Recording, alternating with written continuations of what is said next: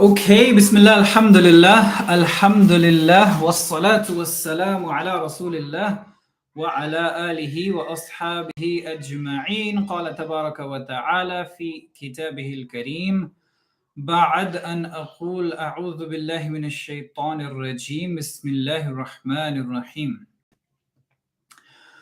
هو الذي أرسل رسوله بالهدى ودين الحق ليظهره على الدين كله وكفى بالله شهيدا محمد رسول الله والذين معه أشداء على الكفار رحماء بينهم تراهم ركعا سجدا يبتغون فضلا من الله ورضوانا سيماهم في وجوههم من أثر السجود ذلك مثلهم في التوراة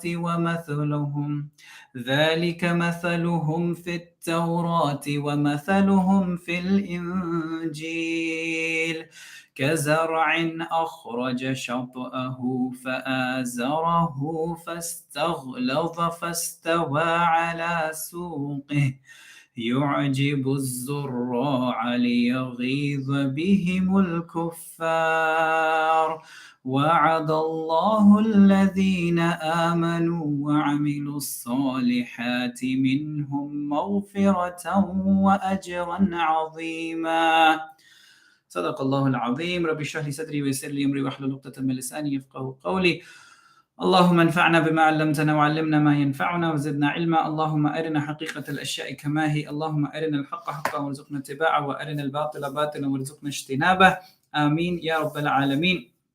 So we're nearing the end of our Ramadan Conversations. We have another 4 episodes to go. And today what we're going to be talking about is the last 2 ayat of Surah Al-Fath. In these ayat, we see a mention of the leadership of Rasulullah sallallahu alaihi wasallam. So the Fath Mubina, the manifest victory, the clear victory of Hudaybia, after Rasulullah sallallahu alaihi wasallam and the Quraysh, they signed the treaty. In the aftermath of this treaty, the passage for contingents coming to Medina and for people, teachers going from Medina to other tribes is now opened. Because there is peace, because there is no threat from Quraysh or their allies, Rasulullah sallallahu alaihi wasallam and the Sahaba have now this political freedom. And also they have been accepted, and this acceptance of Medina, the sovereignty of Medina, the equality of Medina, for Makkah to accept that is a big deal for the entire Arabian Peninsula. Now Rasulullah sallallahu alaihi wasallam's political authority has been established. And with the establishment of his political authority, people are going to take him seriously, those who were not paying attention to him before. And it is important to understand that this is not a religious authority that the people of Quraysh are accepting.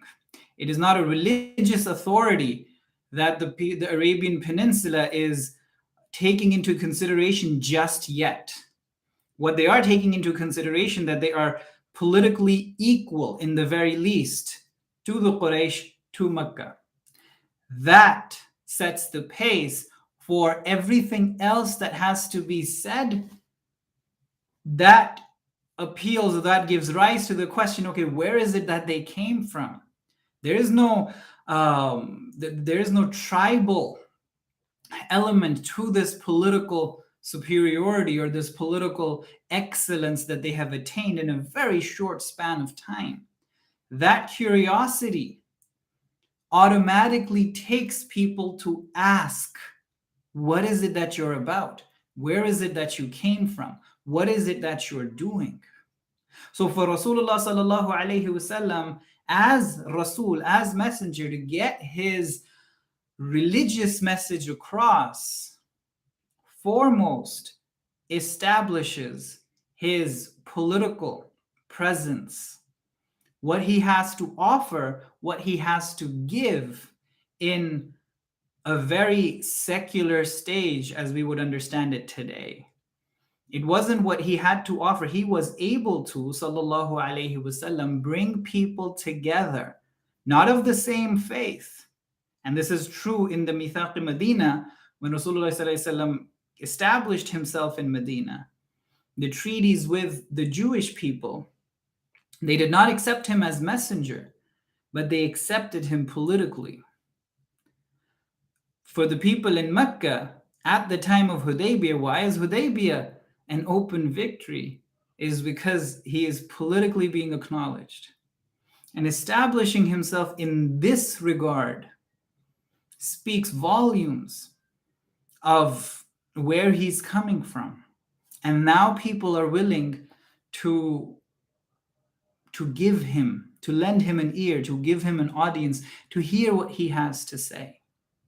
So many of our religious efforts, because they don't have anything else to offer in terms of having made a difference in the world, of having contributed something solid, something that solves people's problems, because we don't have anything on that part of the society, or we don't have anything to offer in that regard, is it a wonder that people don't take religious people seriously? Is it a wonder that religion is not taken seriously? In most important institutions in the world today, it is tolerated at best. Rasulullah sallallahu alaihi wasallam after Hudaybiyah is not tolerated. He is accepted, regarded, respected for what he's bringing, for what he has been able to achieve, for his military and political achievements. That's what sets Hudaybiyah apart from everything else. Now, the whole of not just the Arabian Peninsula, but the world has opened up, because it was after Hudaybiyah that letters started going out to the Persian Empire, to the Roman Empire, to Abyssinia. All of these places are now a matter of concern. They are being addressed after Hudaybiyah. Letters are being written to them because now Rasulullah sallallahu alaihi wasallam has a standing in Medina, in Arabia, which is a political standing. And so he's going to be taken seriously. The letters are going to be regarded even outside of Arabia. Mecca has not been conquered. Mecca has not submitted to Rasulullah sallallahu alaihi wasallam. They have not accepted him as a prophet. They have accepted him politically. And that is a big deal. And that is exactly what happened after migration as well, when the Jewish tribes, when the Aus and the Khazraj accepted Rasulullah sallallahu alaihi wasallam, they were not all religiously accepting him. A good part of Aus and Khazraj were not Muslim at that time. They were accepting Rasulullah sallallahu alaihi wasallam not as Rasulullah, but as the head of Medina, who is going to bring these people together, who's going to bring Aus and Khazraj together. Definitely the Jewish tribes did not accept him religiously. They accepted him politically. And that works. That is the only way it works in the world that we're living in. You're living in a material world. You have to have something to offer of this world, for this world. Everything that is otherworldly is, if it is cut off from this world and its problems, it's an escape. And Rasulullah sallallahu alaihi wasallam did not come to offer people an escape. Rasulullah sallallahu alaihi wasallam did not come to say to people that you accept me as prophet, otherwise I have nothing to offer you. He did not say that. His rahmah, he was rahmatan lil alameen. He is a mercy for all people, for the whole world, for all times to come, regardless of whether they believe in him or not. What he gave the world was religiously, spiritually, absolutely incredible. There is no taking away from that. But his impact was not just religious and spiritual. It was grounded in his spirituality for sure. But grounded in that spirituality, its fruits extend to every secular domain you can possibly imagine. Rasulullah sallallahu alaihi wasallam had that impact. And that speaks to the strength of the roots of that spirituality. For an unlettered person offers that, changes history for all times to come. And so in these ayat, we get to see ayah number 28. Allah subhanahu wa ta'ala states, this is the third time this ayah is coming in the Quran. It occurs in Surah Tawbah. It comes in Surah As-Saf. It will come in the sequence of the Quran. In here in Surah Al-Fath, Allah says, "Huwa alladhi arsala rasulahu bil huda." Allah is the one who sent his Rasul with guidance. The Quran that Rasulullah came with, guidance. Wa dinil haqq, and the religion of truth. So one thing that this phrase connotes is the truth that Islam comes with, of course. But then Islam, being the religion of truth, extends further than that and says that whatever is truth is related to Islam. It is constitutive of Islam.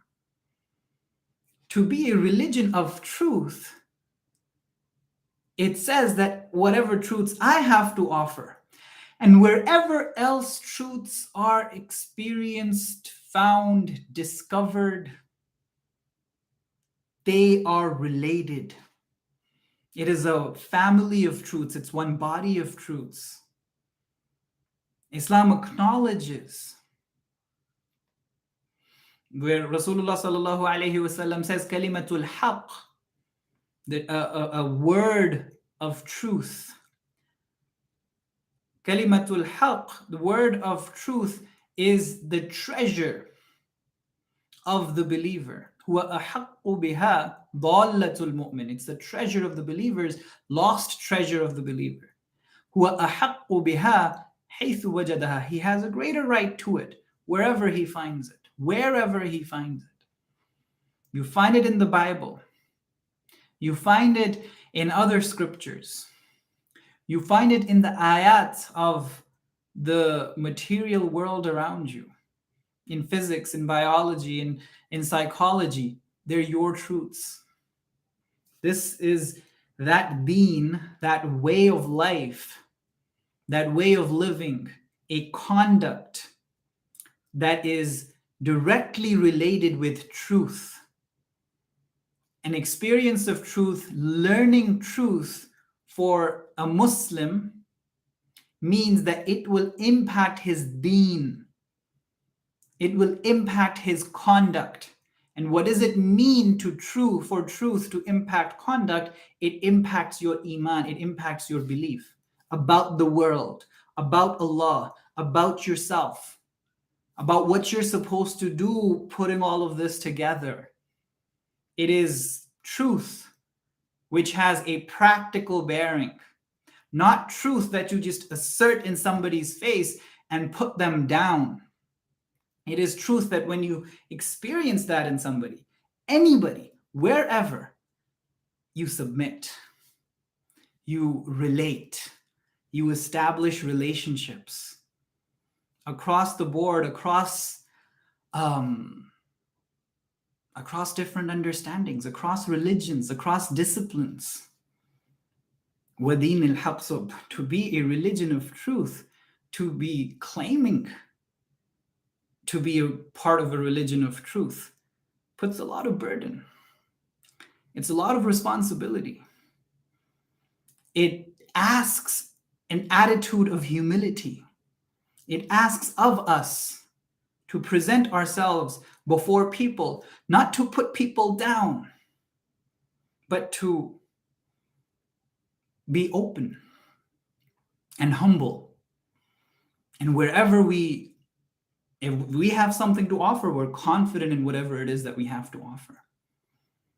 But if there's something that is on offer for us and it constitutes truth, and of course that is not left open, what constitutes truth is also described very elaborately, very comprehensively.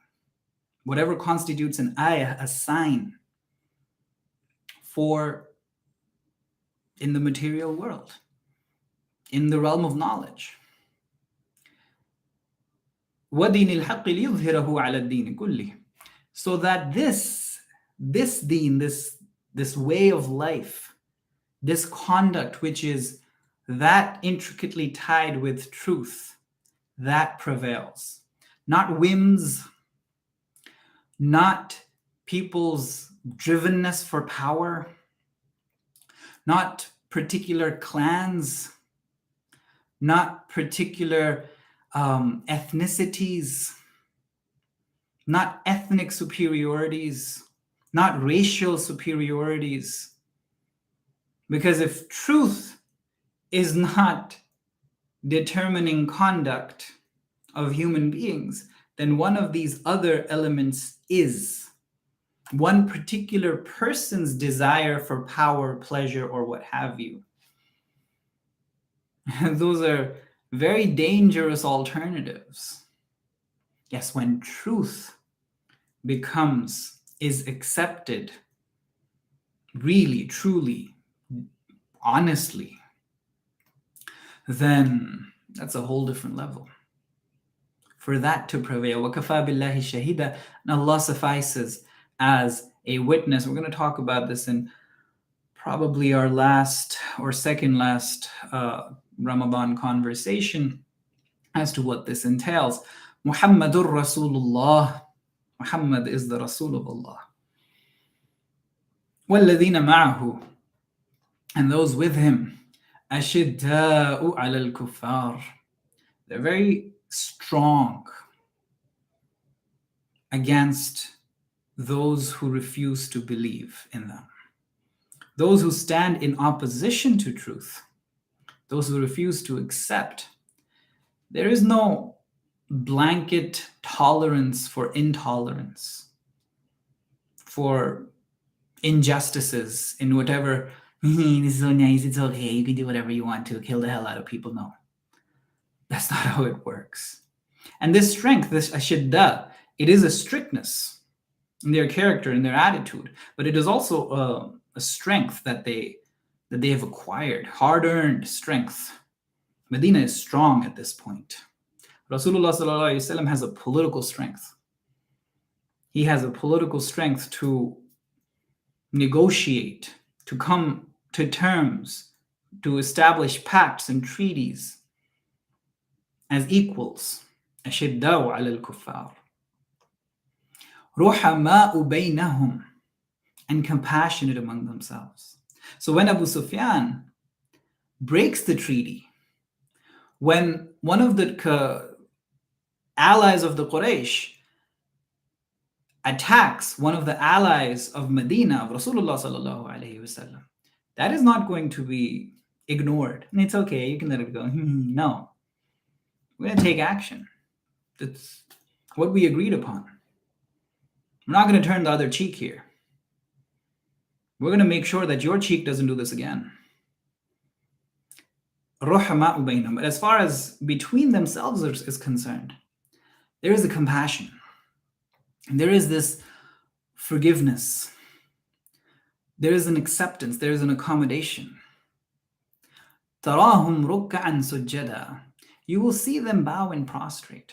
So you see this strength, and this is something that the people of Persia particularly found very surprising about Rasulullah sallallahu alaihi wasallam, about the Sahaba in particular. In years to come, they would make these comments that these people are strange. They're warriors by day. They take their world very seriously. They take their dunya very seriously by day. They're working hard, establishing themselves, and they're monks by night. Because typically what is associated with warriors, what is associated with militants, what is associated with political powers is you raid during the day, you party during the night. Whatever the plunder that you have from the day, it is celebrated. There's drinks, there's all kinds of sexual indulgences, there's rape, there's all that kind of stuff that goes on. But these people, they depict a very different picture. For them, it's prayer by night. تَرَاهُمْ رُكَّعًا سُجَّدًا. You see them bow and prostrate. Because it is a given that power corrupts. It is a given that unless you've taken your own individual selves very seriously spiritually, you will abuse that power. Necessarily, naturally.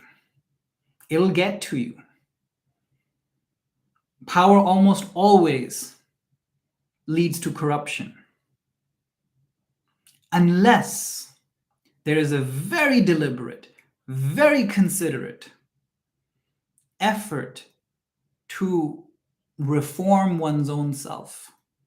That as that progression is taking place, I usually give this example of Rachel Corrie. She was an American activist, young adult, maybe in her late 20s, mid-20s at best. She's standing in front of the house of a family in Gaza, resisting an Israeli bulldozer from trampling that house. The bulldozer does not stop. It bulldozes her. She dies. Trying to protect that family, their house. And you think about the level of sacrifice that young girl offers. She's not Palestinian. She's not even Muslim. She's American. She's white. She has no business there. But her humanity takes her there. She can't stand that injustice. But you cannot expect people of economic affluence, people of political authority, people with an intellectual authority, people who are scholars in religion or at universities. You don't see them doing that sort of stuff. You don't see them putting that sort of sacrifice. Somewhere along the way, as we climb this ladder of success, as we become more and more powerful in our disciplines, grab a whole bunch of credentials, degrees, grow in our businesses, we're affluent, we have a political clout, we're getting positions in corporates, in our business, in the Senate, whatever. You don't see that level of humanity. You don't see that level of sacrifice. Something, some price that we pay as we're climbing these ladders, academically, politically, economically. We lose our humanity along the way. We barter our souls for this success. And so as we get there, as we reach the top of whatever our careers are, we very conveniently become a part of that status quo to serve that injustice, to serve that exploitation. We become a part of that system that allows for that economic disparity to persist, for that racism to persist. And surprisingly, when we were sitting at the bottom of that ladder, aspiring to be at the top, we had all these noble aspirations. When I get there, I'll be giving charity, I'll be helping people, I'll be doing, all kinds of nice, good stuff. But by the time you get there, if you get there, you've lost it. The humanity is gone.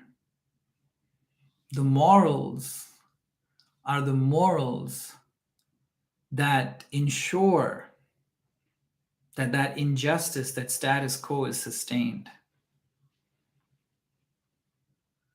It's incredible, almost without exception.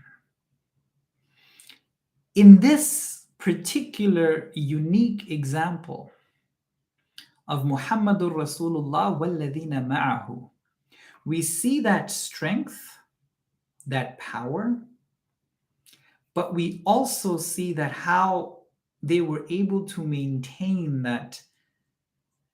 those morals that led for them, for example, when strategically they have to, Khalid bin Walid radiallahu ta'ala anhu has to leave a particular settlement of non-Muslims. They cannot stay there anymore. They have to relocate strategically. It's something they have to do.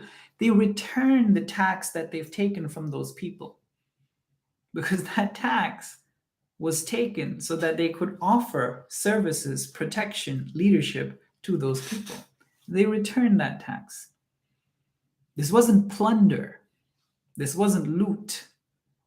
This was a contract in return for services that we're going to offer, for peace and order that we were going to bring, for a freedom that we were going to allow, despite whatever power we had. It was a very different exhibition of values. How? تَرَاهُمْ رُكَّعًا سُجَّدًا. It was a living, proactive spirituality that allowed this. Something that kept them humble, looking within. Always, always, always conscious and aware of their demonic potential, of how overwhelming it can get. Because without taking that into consideration, our prayers, our rituals, they become meaningless. Unless these prayers, unless these rituals, unless these remembrances, these meditations, these practices, unless they are tied to the variety of voices within one individual self, not all of them kind, not all of them good, not all of them noble. So many of them very, very disturbingly evil, shockingly evil, and very deeply rooted. And so this consistent practice within prayer, within ruku', within sujood, is a practice of submitting, is a practice of humbling. Precisely this. You don't want this evil of yours to be afflicting other people. And it will if you're not conscious of it. It was one of the prayers of the Prophet ﷺ. Every morning, every evening, he would ask Allah, Ya Allah, I ask you to protect me from my own evil. And I ask you to protect other people from my evil. Allahumma alim al-ghaybi wa shahada, fatir al-samawati wal-ard, inni a'udhu bika min sharri nafsi wa min sharri shaytani. I ask you to protect me from my own evil and the evil of my devil, of my demon.